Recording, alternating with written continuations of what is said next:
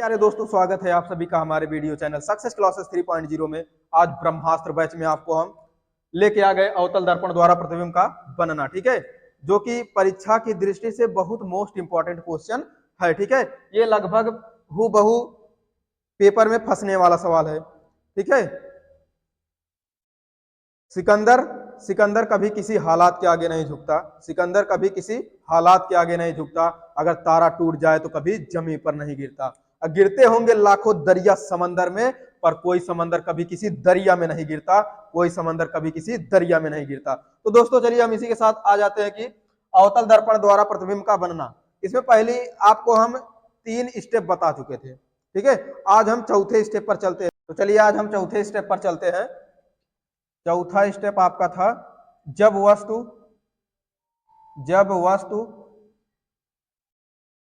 मुख्य फोकस तथा वक्रता केंद्र के बीच में हो। वक्रता केंद्र के बीच में हो।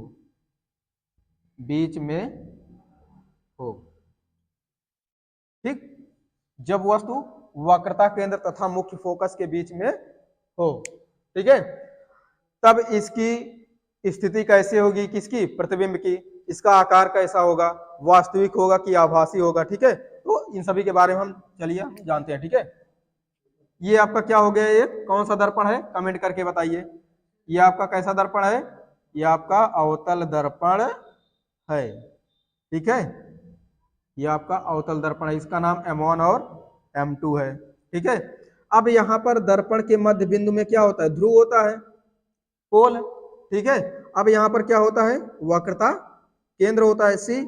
अब इनको मिलाने वाली रेखा को क्या कहते हैं? मुख्य अक्ष कहते हैं। क्यों? और यहां पर क्या होता है? मुख्य फोकस F। ठीक, अब इसमें बोला क्या गया? जब वस्तु मुख्य फोकस तथा वक्रता केंद्र के बीच में हो। ठीक है, तो इनके बीच में मान लीजिए हम वस्तु को यहां पर रख दिए हैं। ठीक है, वस्तु को यहां पर हम रख दिए हैं। इनका नाम क्या है? ए और बी। ये वस्तु का नाम है। अब हम पहली किरण मुख्य अक्ष के समानांतर भेजेंगे। ठीक है, तो पहली किरण मुख्य अक्ष के समानांतर भेज दिए। ठीक है, एक चीज और ध्यान दीजिएगा, अगर कोई भी किरण मुख्य अक्ष के समानांतर जा रही है तो वह दर्पण से परावर्तन के पश्चात हमेशा मुख्य फोकस से होकर लौटती है। ठीक है, तो यह मुख्य अक्ष के समानांतर गई और दर्पण से परावर्तन के पश्चात यह मुख्य फोकस से होकर निकल जाएगी। ठीक है, ये निकल गई। अब दूसरी किरण हम कहां से भेजेंगे? मुख्य फोकस से भेज देंगे। मुख्य फोकस से भेज देंगे। अब एक चीज और है कि अगर कोई भी किरण मुख्य फोकस से होकर जाती है तो मुख्य अक्ष के समानांतर हो जाती है, जस्ट उसी का उल्टा। ठीक है, तो यह मुख्य अक्ष के समानांतर हो जाती है। तो मुख्य अक्ष किधर ऐसे है ना, तो ये भी इसी के समानांतर हो जाएगी। ये ठीक, इसके समानांतर हो गई ना, ये गई और ये निकल गई। ये दोनों किरणें आपस में एक दूसरे को कहां पर मिली हैं? आपस में एक दूसरे को यहीं पर तो काटी है। ये देखिए यहां पर एक दूसरे को ये दोनों किरणें आपस में काटी हैं। तो यहां पर हम इसका कहा, यहां पर इसका प्रतिबिंब बनेगा। ठीक है, प्रतिबिंब का जो आकार होगा वह कैसा होगा? वस्तु के आकार से बड़ा होगा। जो प्रतिबिंब का आकार होगा वह वस्तु के आकार से बड़ा होगा, क्योंकि वस्तु इतना छोटा था, प्रतिबिंब इतना बड़ा बना। ठीक है, और क्या होगा? वास्तविक एवं उल्टा। यहां पर वास्तविक एवं उल्टा, ये बी डैश और ए डैश। ठीक, ये पलट जाएगा, वास्तविक एवं उल्टा दर्पण के सामने। ठीक है, प्रतिबिंब का आकार, प्रतिबिंब का आकार वस्तु के आकार से, वस्तु के आकार से बड़ा कहां पर बनेगा? अनंत एवं वक्रता केंद्र के बीच में। ठीक है, अनंत एवं वक्रता केंद्र के बीच में, वक्रता केंद्र के बीच में। ठीक, अनंत एवं वक्रता केंद्र के बीच में, क्योंकि इधर अनंत है, इधर वक्रता केंद्र यहाँ पर है, तो इनके बीच में तो बना है। अब क्या है कि वास्तविक एवं उल्टा, वास्तविक एवं उल्टा, ठीक, वास्तविक एवं उल्टा, दर्पण के सामने,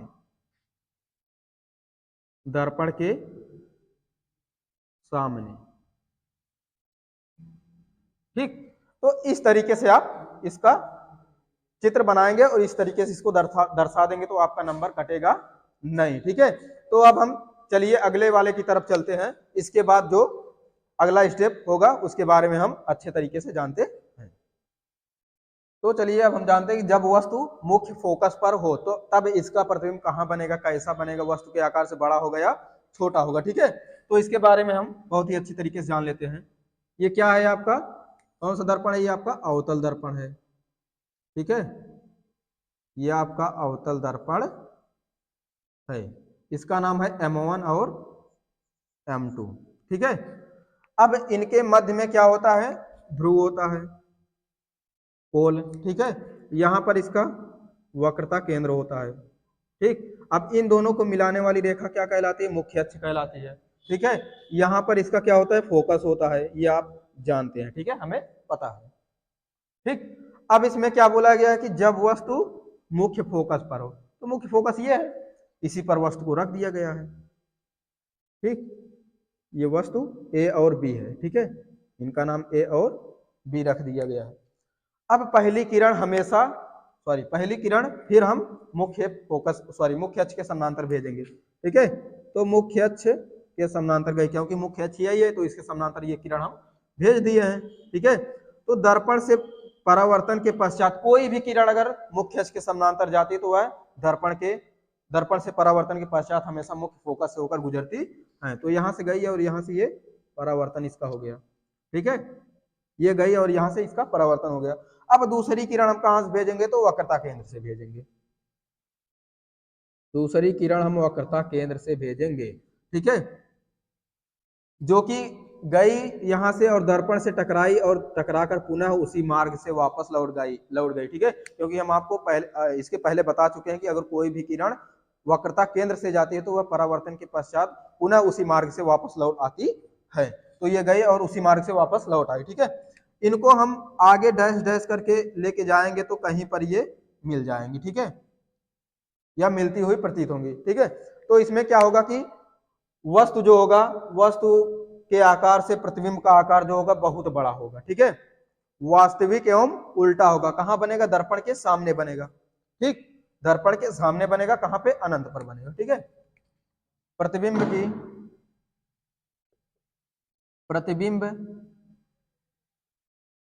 की स्थिति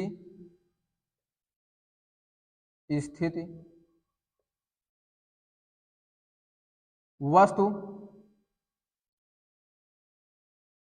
की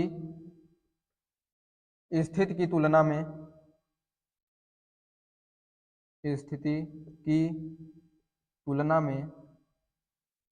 तुलना में बहुत बड़ा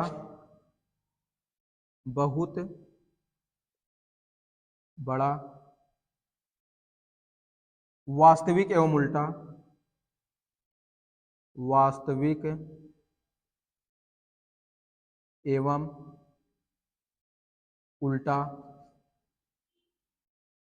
वास्तविक एवं उल्टा वस्तु के आकार से बहुत बड़ा है ना, वस्तु के आकार से बहुत बड़ा हो चुका है। वास्तविक एवं उल्टा दर्पण के सामने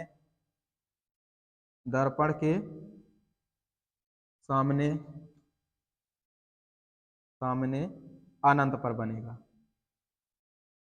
अनंत पर बनेगा, ठीक। तो ये रहा आपका, ये जब वस्तु मुख्य फोकस पर हो तो, ठीक है। तो आप अगर इस तरीके से दर्शा देते हैं तो आपका नंबर कटने वाला नहीं है। चित्र बनाइए और उसका जो ब्यौरा है उसके बारे में पूरा आप छाप दीजिए, ठीक है। तो अगला है आपका जब वस्तु फोकस तथा ध्रुव के बीच में हो, ठीक है। छठवां है आपका जब वस्तु फोकस तथा ध्रुव के बीच में हो तो तब इसकी स्थिति कैसी होगी, कहाँ पर बनेगा प्रतिबिंब, आकार कैसा होगा, ठीक है, आभासी होगा कि उल्टा होगा, ठीक है, ये सब के बारे में हम जान लेंगे। ठीक है, तो चलिए हम चित्र को पहले बना लेते हैं। तो ये आपका कौन सा दर्पण है, अवतल दर्पण है, ये आपका अवतल दर्पण है। इसका नाम क्या है, M1 और M2। यहाँ पर इसका ध्रुव होता है, पोल, ठीक है, इनको यहाँ पर क्या होता है, केंद्र होता है। अब इनको मिलाने वाली रेखा क्या कहलाती है, मुख्य अक्ष कहलाती है। यहाँ पर क्या है, फोकस है, ठीक है। अब क्या बोला गया कि फोकस तथा ध्रुव के बीच में हो, यही तो बोला गया ना। तो इनके बीच में मान लीजिए वस्तु को यहाँ पर रख दिया गया है, ठीक, वस्तु को यहाँ पर रख दिया गया है। इनका नाम A और B रख देते हैं, वस्तु का नाम, ठीक है। अब मुख्य अक्ष के समानांतर पहली किरण अगर जा रही है, अगर पहली किरण हम किसके समानांतर भेजेंगे, मुख्य अक्ष के समानांतर, तो मुख्य अक्ष के समानांतर अगर कोई भी किरण जाती है तो वह परावर्तन के पश्चात मुख्य फोकस से होकर लौटती है, यह हम आपको बता चुके हैं, ठीक है। तो यह मुख्य फोकस से होकर निकल गई, ठीक। अब दूसरी किरण कहां से भेजेंगे, वक्रता केंद्र से भेजेंगे। दूसरी किरण हम वक्रता केंद्र से भेजेंगे, जो कि परावर्तन के पश्चात पुनः उसी मार्ग से वापस लौट जाती है। अगर कोई भी किरण वक्रता केंद्र से जाती है तो वह परावर्तन के पश्चात पुनः उसी मार्ग से वापस लौट जाती है जिस मार्ग से वह गई हो, ठीक। अब ये दोनों किरणें वहां से इनका परावर्तन होगा, तो इनको हम क्या करेंगे, डैश डैश करके, डैश डैश करके पीछे की तरफ लेके जाएंगे और कहीं पर ये दोनों किरणें एक दूसरे को काट देंगी, ठीक है। वास्तव में तो ये ऐसा संभव पता नहीं होगा कि नहीं होगा, ठीक है, ये सिर्फ हमको आभास होता है कि हाँ कहीं पर मिलेंगी, ठीक। इनको हम आगे करके ऐसे करके मिला देते हैं यहाँ से, ठीक है, जहां पर ये दोनों किरणें आपस में एक दूसरे को काटती है वहीं पर इन दोनों को मिला देते हैं। अब यहाँ पर A और B, ठीक, इसकी स्थिति चेंज नहीं होगी, यह जैसे प्रतिबिंब था वैसे, क्योंकि आभासी बनेगा, ठीक है। तो इसमें होगा जब वस्तु को वक्रता केंद्र तथा ध्रुव के बीच में रखा जाता है तो प्रतिबिंब की स्थिति आभासी तथा सीधा, क्योंकि पीछे बना है, ठीक, आभासी तथा सीधा, वस्तु के आकार से बहुत बड़ा, क्योंकि वस्तु इतना छोटा था, आकार कितना है, बहुत बड़ा है ना, तो वस्तु के आकार से बहुत बड़ा दर्पण के पीछे, ठीक, अनंत पर बनता है।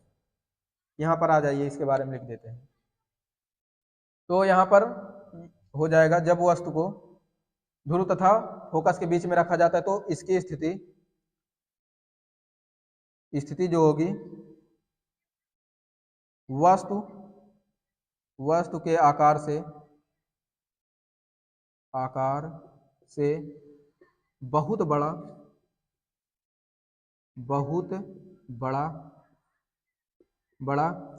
आभासी तथा सीधा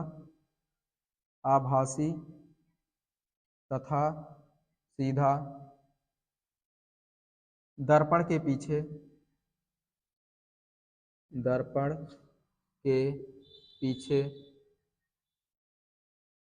पीछे अनंत पर बनता है, अनंत पर बनता है, ठीक। ये आपको आप इसी तरीके से पेपर में लिखेंगे, ठीक है। तो ये आपके अवतल दर्पण की 6 स्थिति थी और 6 को हमने परिभाषित यहाँ पर अच्छी तरीके से करके आपको बताया है, ठीक है। तो मेरे दोस्तों, हमें उम्मीद है कि आपकी पढ़ाई बहुत ही जबरदस्त तरीके से चल रही होगी, आप जान लगा दिए होंगे आपके, क्योंकि आपका पेपर भी नजदीक आ चुका है, ठीक है। तो आप उनको देखते हुए अगर आप अब भी नहीं तैयारी कर रहे हैं तो आप पढ़ना चालू कर दीजिए, क्योंकि टाइम बहुत कम बचा है आपके पास, ठीक है। मात्र आपके पास 60 डेज बचा है, 60 दिन बचा है। तो आप 60 दिन उसको ना समझ करके 10 दिन मानिए, क्योंकि अगर उसको, क्योंकि आपके पास कितना सब्जेक्ट है, 6 सब्जेक्ट है ना, 6 सब्जेक्ट है अगर आपके पास, और आपके पास कितना दिन है, 60 दिन है। तो 60 दिन को ये मत समझिए कि अभी मेरा 2 महीना पेपर है, वो 10 दिन समझिए बस, क्योंकि अगर उसको बांटेंगे 6 सब्जेक्ट में तो एक सब्जेक्ट को पढ़ने के लिए आपके पास कितना दिन बच रहा है, 10 दिन बच रहा है, क्योंकि 10 छंग 60 होता है, ये आप बचपन में पढ़े होंगे और आप भली भांति जानते होंगे, ये हमें उम्मीद है, ठीक है। तो आप इनको नजर में रखते हुए और अपने लक्ष्य को नजर में रखते हुए, क्योंकि आप भावी टॉपर हैं, ठीक है, यूपी बोर्ड के आप भावी टॉपर हैं, तो आप उनको नजर में रखते हुए, अपनी मंजिल को नजर में रखते हुए आप अपनी पढ़ाई को और भी बेहतर बनाइए। इसी तरीके से आपको मिलते हैं हम अगली वीडियो में। जय हिंद, जय भारत, धन्यवाद।